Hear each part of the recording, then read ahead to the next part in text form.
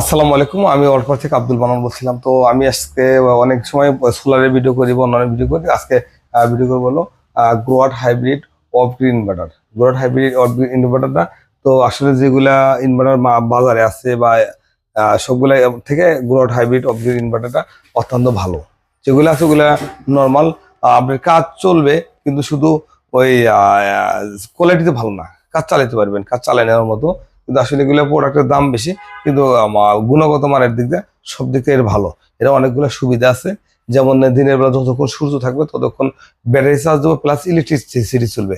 আর রাত্রের বেলা হইলেও আপনি কারেন্টে চলে আসবো, কারেন্ট চলে আসা মাত্রই অটো কাট করে ব্যাটারিতে চলে আসবে। আর আমরা যেগুলো সাধারণত ব্যবহার করি, যে হাইব্রিড ইনভার্টার গুলা, এই ইনভার্টার গুলা শুধু দিনের বেলা ব্যাটারি চার্জ করবে, আর এসিতে কোনো সুবিধা দেবে না।